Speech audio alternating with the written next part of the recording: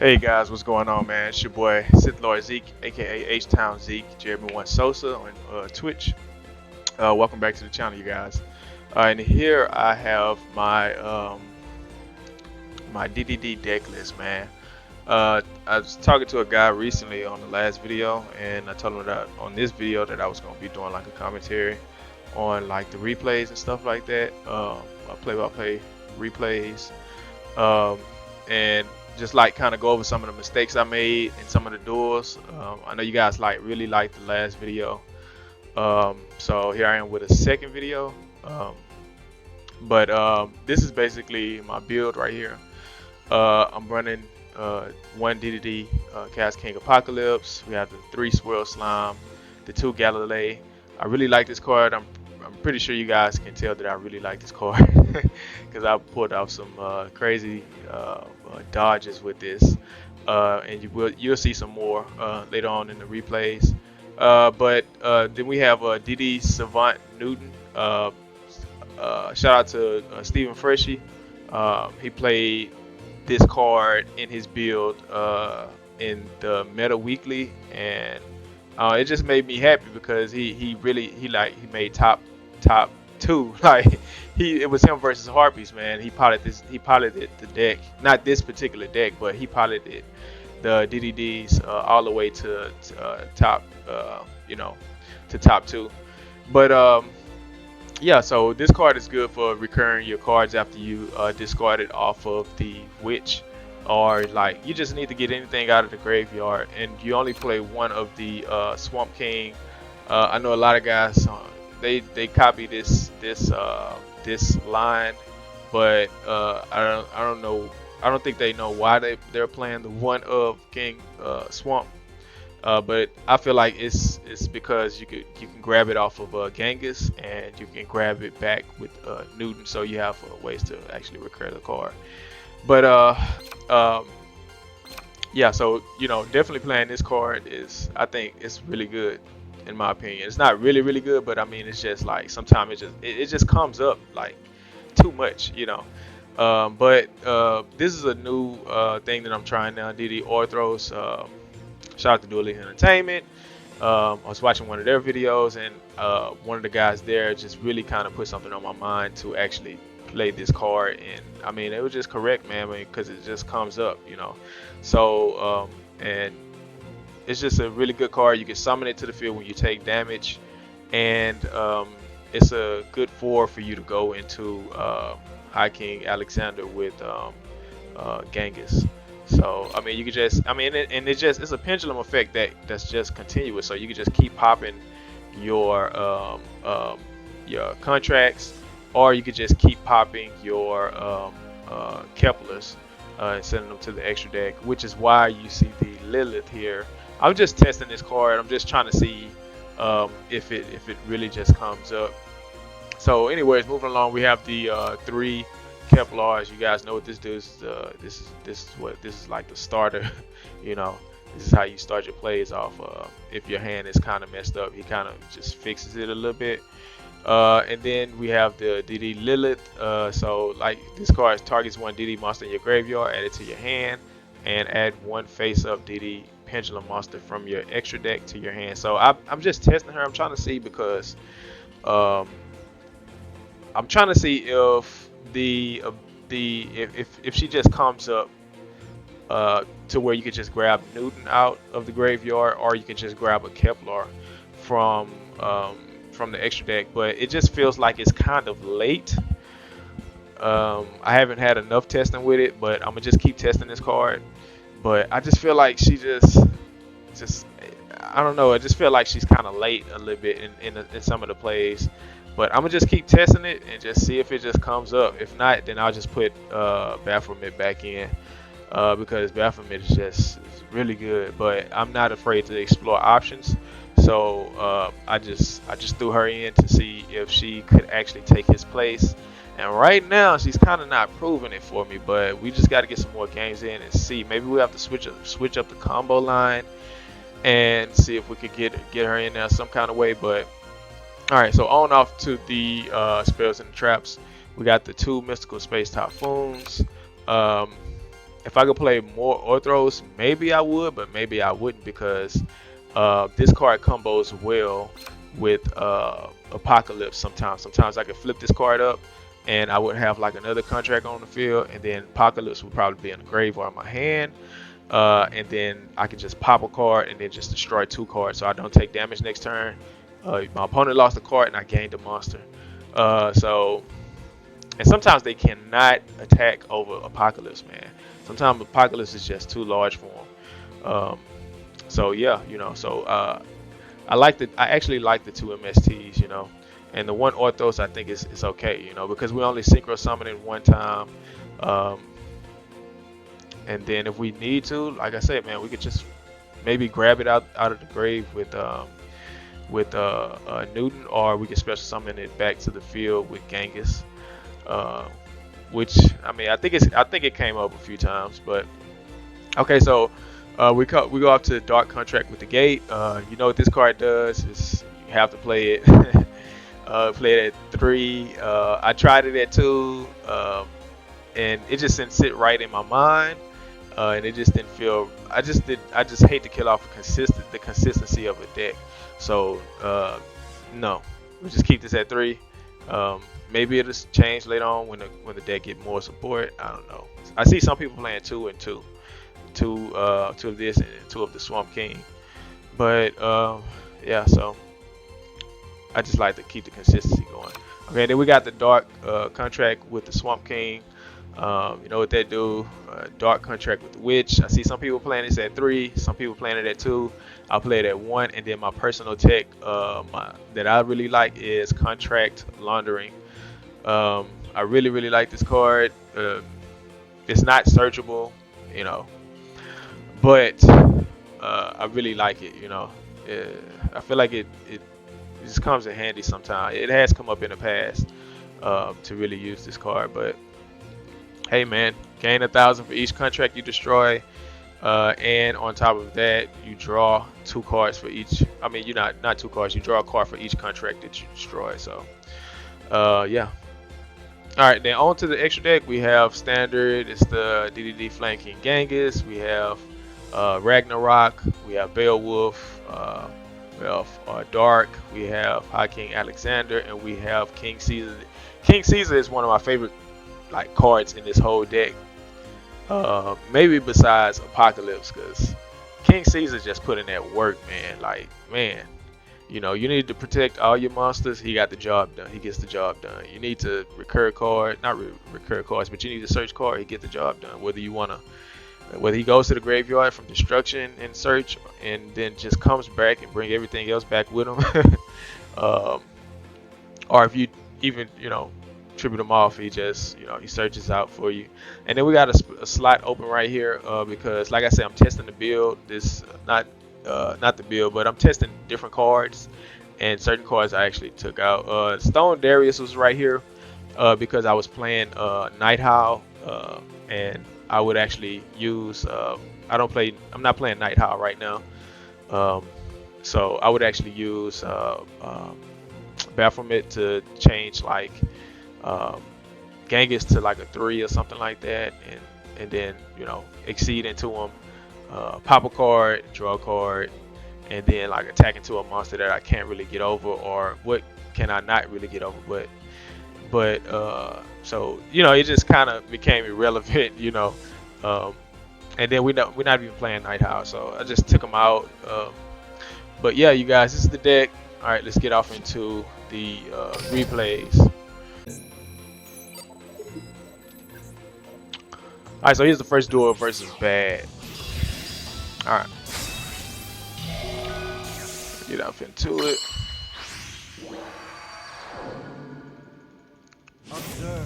Alright, so I'm playing Diddy King. I like the boost, and I like to have the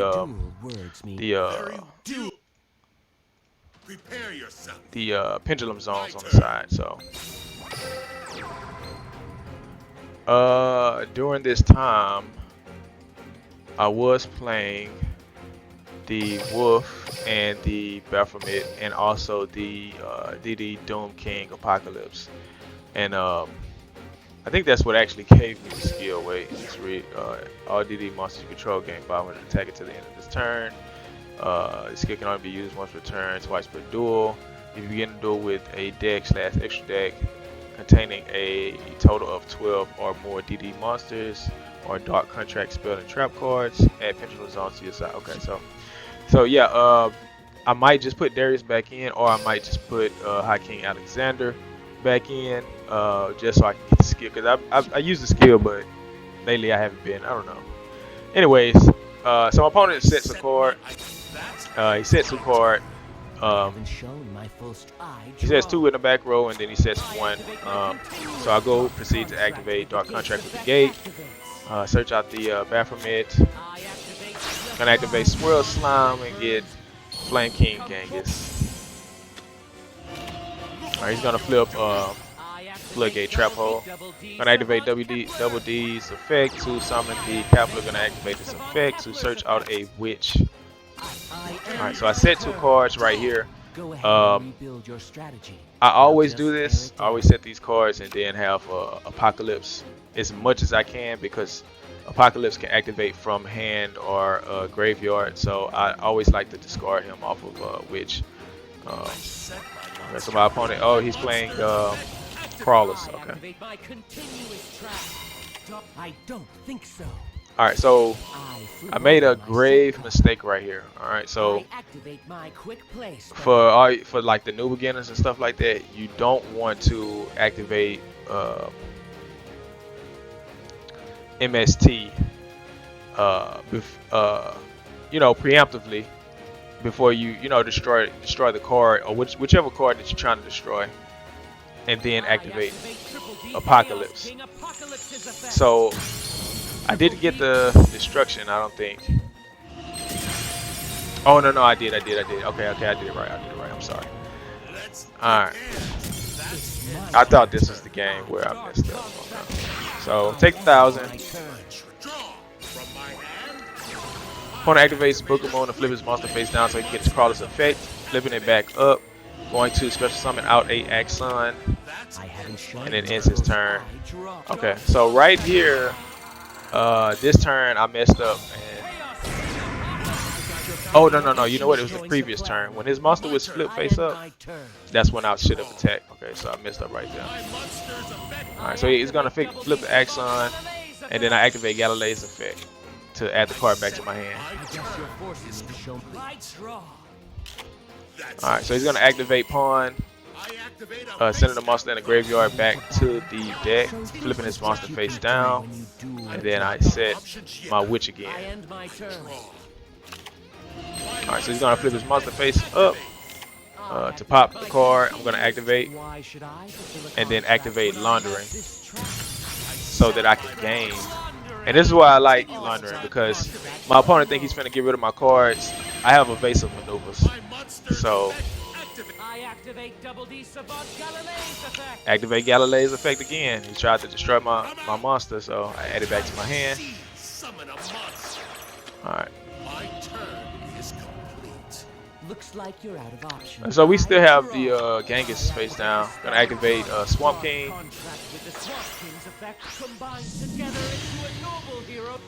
And this is where I messed up. All because I don't know like what I'm playing against. Well, I know what I'm playing against, but I don't know the effects of what I'm playing against. First of all, I didn't have to activate this card, right? Because his effect is just is like a continuous effect. It's just it's not an activated effect, so that's the problem with this right here. So I actually killed myself from actually not winning this game. But this card says quick effect. You can change this card to face down defense position, negate the activation, and if you see, you can change this card to face down defense position. If one activates a card or effect that targets this face down monster, quick effect, you can change this card to face up defense position, negate the activation. Okay, there it is. Negate the activation, and if you do, destroy that card. So there was nothing that was activated that that actually targeted him besides this card right here. So when it's a card effect, all right. So when it's a card effect, he would have negated this, but he still would have lost because he would have took that 3,000. So I didn't have to activate this. Guys, make sure you read what you're going against, because this is their boss monster, and I mean he didn't matter at this point. So I ended up, so me activating this card ended up costing me this game.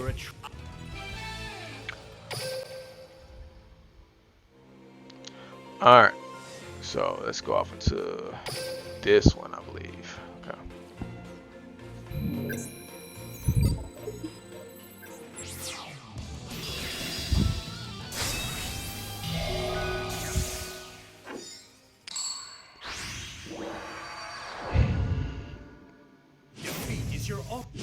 Alright, so our opponent is playing Ultimate Dragons. I think at this point I was just playing, like, experimenting like a different build. Playing King of the Underworld. Yeah. It's my turn. I activate Double D Swirl Slime's effect. Alright, so we're gonna start off with a Double D Swirl Slime, sending the Apocalypse to the graveyard, summoning the Genghis. Activate Swirl Slime's effects, special summon the DDD's DD Proud. Oh, I'm sorry. Alright, summoning back the Apocalypse. Gonna go into the Exabeetle.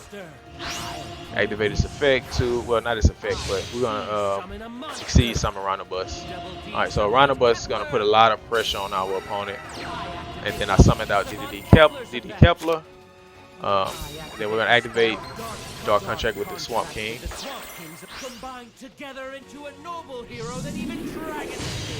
Alright, so we got the Beowulf out.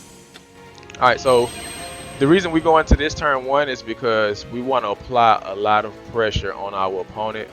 We don't really care about the 1,000. So we have Rhinobus out. He's gonna pop whatever, you know. He's gonna pop the monster with the highest defense. Alright, so then we got Beowulf. So once our opponent, he has to, you know your opponent, right? So he has to summon his monster to the field unless he has Ancients in hand. He can special summon Blue Eyes. But most of the time they just start out with their starter monster, and then they search out the stone, and then they set the 2 back row, or they search out the stone, send the stone, draw 2 cards, and you know, whatever. But whatever the situation is, they kind of have to set up. So we just apply immense pressure with Beowulf, because then we force them to, like, yeah, set a card or whatever. Alright, so turns in, activate Beowulf's effect. Okay, he's gonna negate the Beowulf. Okay. Alright. So we still got a lot of pressure on the board right now. Swamp King's effect activates. Gonna activate Gate. Search out a Beowulf. Okay. Activate, summon Beowulf, activate its effect. And the reason we do this is because Apocalypse can go right back to the graveyard. This way he don't go back to the extra deck. Well, not, he don't go to the extra deck, I'm sorry. And this is a good thing because we have contracts on the field and we can get rid of them if we need to. Alright, summon out.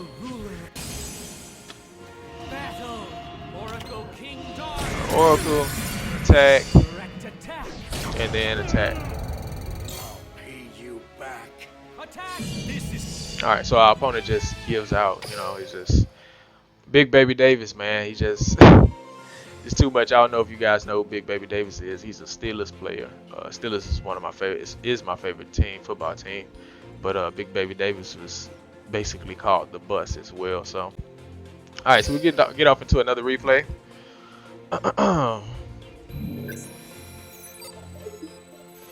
If you don't know who Big Baby Davis is, man, y'all youngsters, go look him up, man.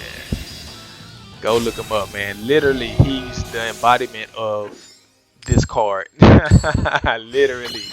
Like, when you go see his football replays, man, you'll see what I mean. Like, man, I'm talking about just carry a team, man. That's what this card does. And that's literally what he does. Alright, so we got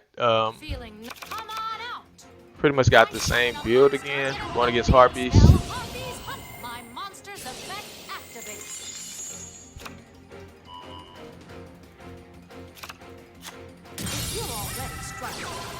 Alright, he's gonna activate the Elegant Egotist. Gonna go through his normal play. Gonna set 3 back row. Alright, so right here, we negate the Harpy.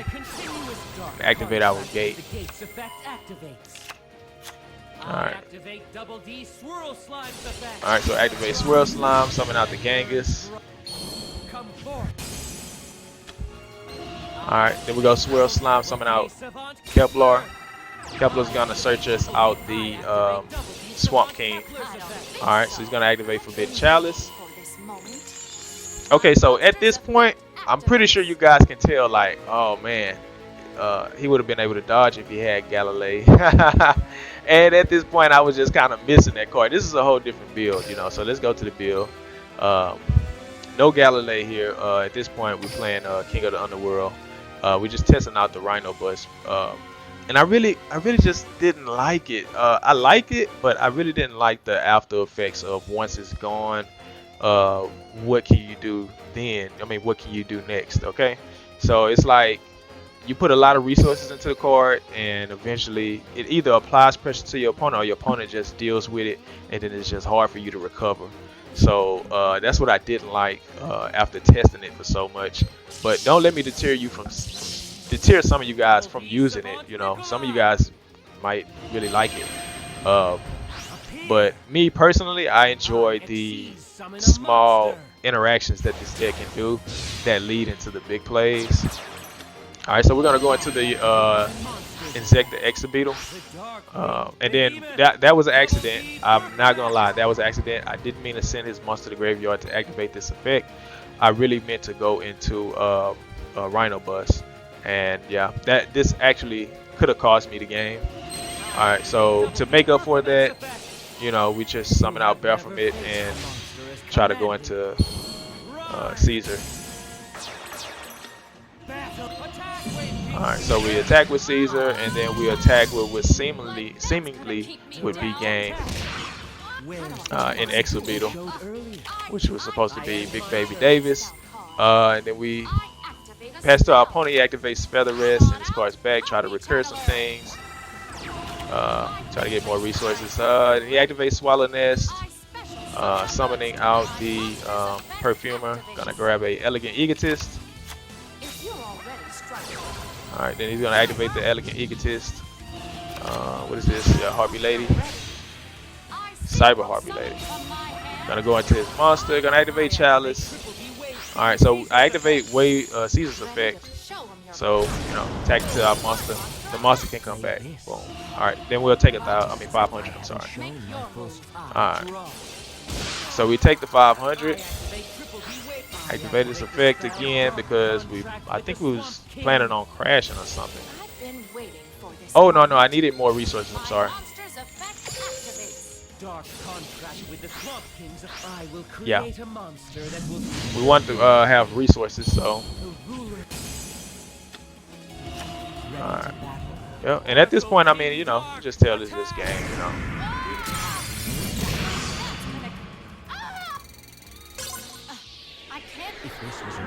Alright, so if you're playing Exabeetle, man, don't make that mistake that, you know, we made.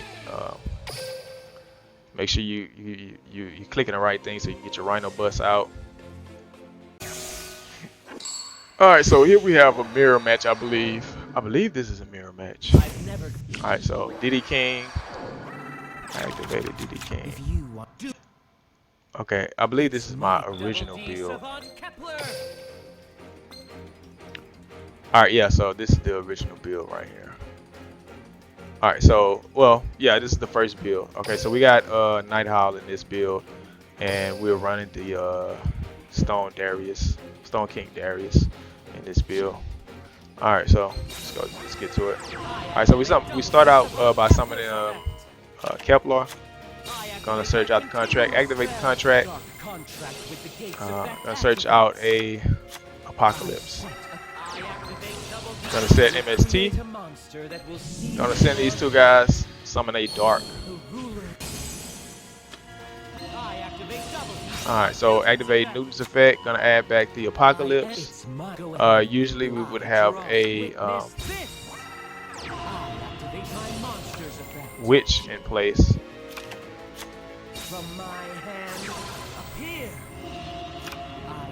Alright, so he's gonna go through his normal combo. He's gonna activate Nest, summon out the Channeler, activate Channeler's effect to summon out another monster, summoning out the Harpist. Gonna go into Harpy Lady. Alright, so his monster's at 29, 16, and then he has one in defense as well. So, alright, and then he's gonna go into Malevolent Sin.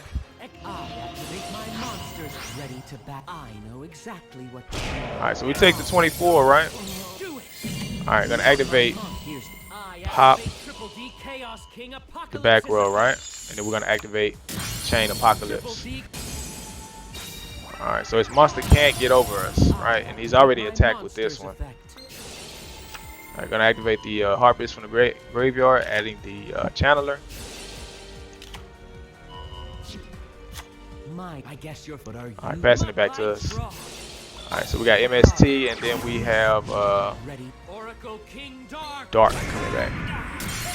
Alright, activate the King, attack over both his monsters. Now it's just like kind of hard for him to recover. But let's see where he goes. Alright, so he activates a Featherless, targeting 3 of his monsters, gonna send him back. Alright, summons out a Channeler, gonna activate Elegant Egotist.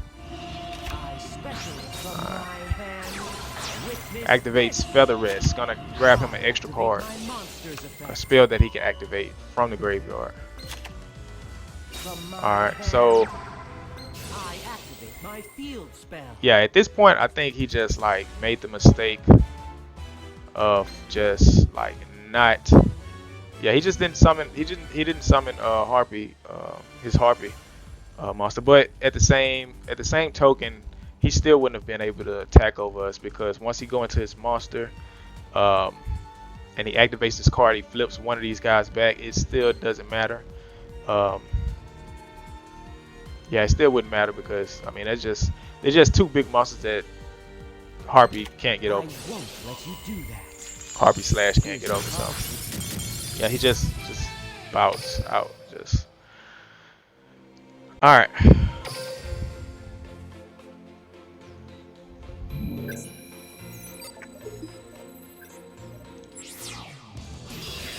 Does the about face, and he's out.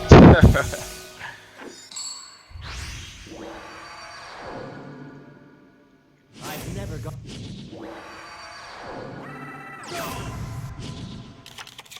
I take no duelist lightly. Alright, so here's another test card that I was testing. Testing. What is it? Okay.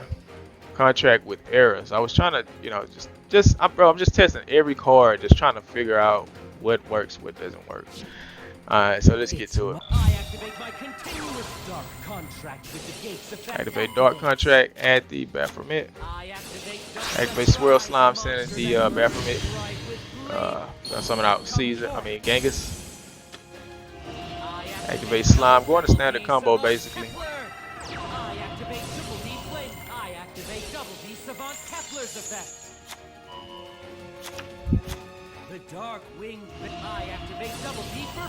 Alright, come out Caesar. Just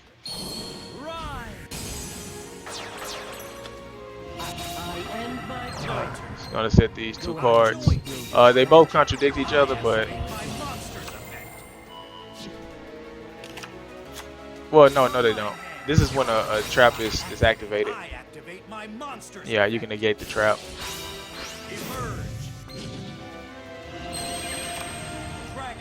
Let me see. Once per turn, if you control a DD monster, you can negate all trap effects on the field. Okay, yeah. Alright, so but he snipes it, and then we activate the. We waited till the battle phase to activate contract with the witch. That way he can't tag out. So it was actually too late for him at that point.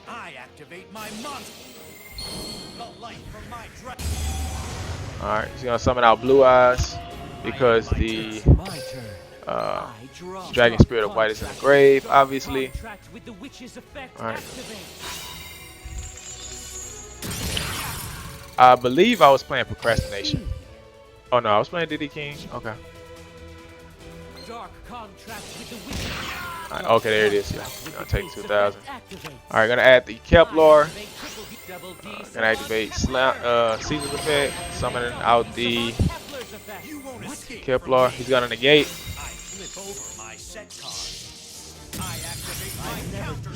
Ready to battle?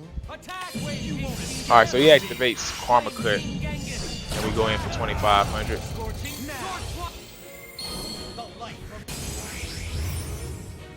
It really doesn't matter that his monster's at 3,000 because with Witch we're actually at 3K ourselves.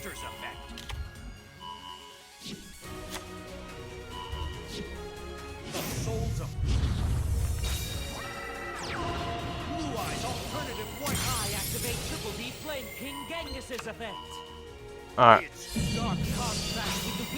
So we discard off of Dark Witch, pop his monster. And then I activate Witch's effect to pop the Witch. And then we just take 1,000 search. And then we add back the Swamp King, and our opponent just scoops from here. Yeah. So Newton does pop up sometimes, you know, and you can see it popped up in an important time. Actually came. Well, it really wasn't Newton, but it was a contract with the gate, I believe. We actually searched it out and then grabbed the Swamp King. But you could do that when you play Newton, so you know, I just think it's a really good card in my opinion. All right, and then we have the final duel.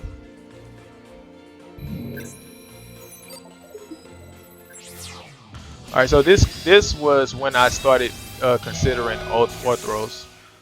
Well, this is when I considered Orthros, and it was on a 6-game win streak. Opponent is playing Harpy ground. This deck has a very hard time against Harpies. Alright, every deck has a hard time against Harpies, but this deck has a really hard time against them, in my opinion. Here I go. I hope you're ready. Alright, so our opponent starts out with a Perfumer. It's gonna pop the field spell, searching the Feather Rest. Alright, gonna activate Swallow Nest, summon out the Channeler. Activate Channeler's effect, discard a Harpy Lady. Specialing out a Oracle, gonna activate Oracle's effect. Alright, so gonna summon out Slash, gonna activate the Feather Rest from his hand. Send it back 3 Harpies. Gonna draw 2 cards. Alright, gonna set 2 cards. Gonna get a card back from the graveyard. Man, Harpies is just crazy, bro. Golly. Alright, so we rip into a Baphomet. At this point, like, I'm really taking this duel serious because, like, we have a hard time against Harpies, like I said. At this point, I'm trying to bait out whatever back row I can get because, you know, you see my hand. So we summon out the Kepler to try to get the effect off. And our opponent's going to activate Forbidden Chalice. Alright, which is good for us because then we activate Galilee's effect to add it back to our hand. And then we search out a contract, okay? Okay, so at this point, we just really just... I mean, we're going for it because... I don't know, man. We just gotta go for it. At first, my first thought was like set contract laundering to see if we get any type of hourglass going on.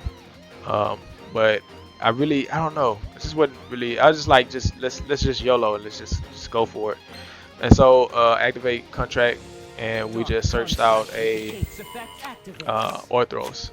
Okay, so Orthros coming in handy. At this point, this is where we gotta test it, you know, and just to see if it's viable, you know. It's a really good card. Let's just see if it works against Harpies. Of course, it's not gonna always be like this. So we pop the search and we pop the back row. And I was just at this point just really just thinking to myself, like, what can we do? So I just started looking at the scales. I'm like, oh, he's a level 3. I mean, he's a scale 3 and he's a 10. And so I'm looking at Apocalypse like, oh, he's a 7 and Baphomet's a 4. Baphomet just made it, right? Alright, so summon them onto the field. Triple D. Too late for him to activate anything. Alright, so we attack with Apocalypse 100. Pop is a monster, go in for 1400. My goal with this build is to like try to get as many interactions as I can with my opponent, as many interruptions that I can with my opponent versus Harpies. Like really just put pressure on him as much as I can. Alright, so he's gonna activate Perfume's effect at the Elegant Egotist. Alright, so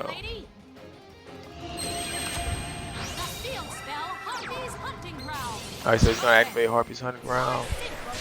At this point, I'm like, dang, you know, I'm just really wishing that we could just get like a, if I had like contract or something. I mean, you know, witch or something. But I mean, we was working with what we had. We actually had kind of like a brick hand, but I actually turned it into like some pressure, you know. All right, so he's gonna activate the field spell. Gonna activate his monster's effect with Elegant Egotist, sending the Apocalypse back because he can't climb over it. Or actually, he could have climbed over it and destroyed it. This is where he messed up actually, because he could have climbed over it and destroyed it and sent it back to the extra deck. But he would rather send it back to my hand because he just felt like he just couldn't get over it. So he was like, you know, his mind was just like, man, you know.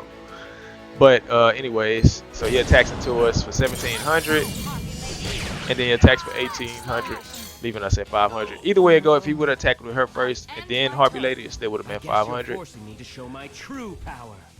My turn. I draw. Because 4 and 31 is 35, so yeah, 500. Alright, so we set 2 cards, and it just looked like, you know, all hope is just kind of lost, you know, at this point. Alright, so we activate Contract with the Witch. Alright, so my question out there for you guys is, alright, so let me just show you guys what happened. Alright, he activates his effect to send back his Harpy, right? What if he didn't send back the Harpy, right? What if he let it get popped? He would have had a bounce when the new Harpy came out, right? All right, so let me pose this other question to you guys. All right, so you see I sent Apocalypse off with Witch, right? If I had my toggle on, I got a question. Could I have activated Contract Laundering before he summoned out his next Harpy Lady, making him have to pop his Harpy's Hunting Ground? That's the question. So think about it.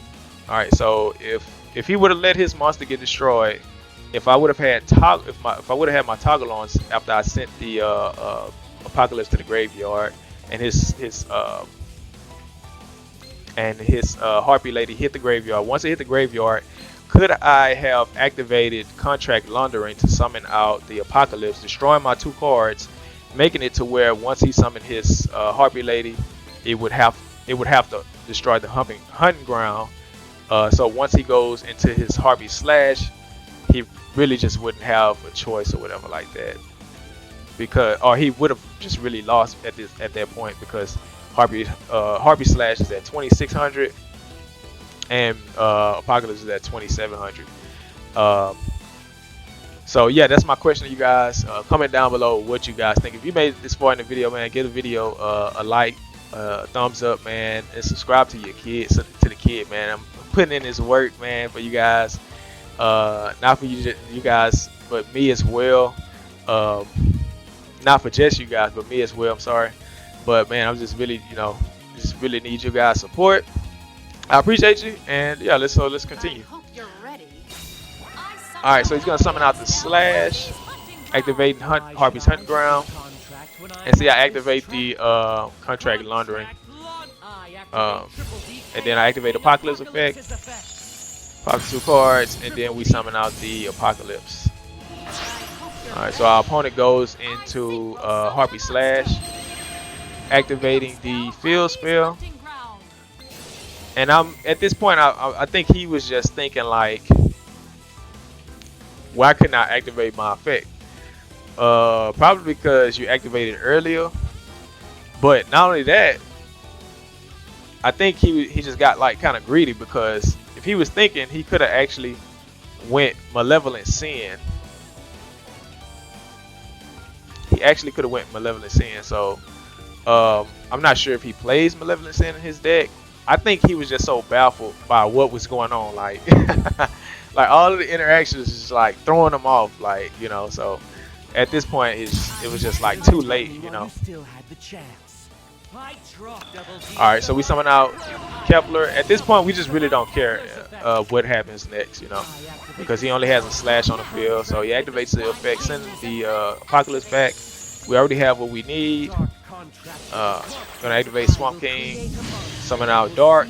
So, which is important because at this point, once we attack over him, we only have 500 left. We would take 1,000. So you can't activate his effect because you don't have anything else. Alright, so we gain. Go to 1,000. Go to 1,500. And activate Swirl Slime effect. Get that Apocalypse in the graveyard again. Go for Genghis. And I put 2 monsters on the field just in case it was a Spear Karibo, which I highly doubt Harpy's play.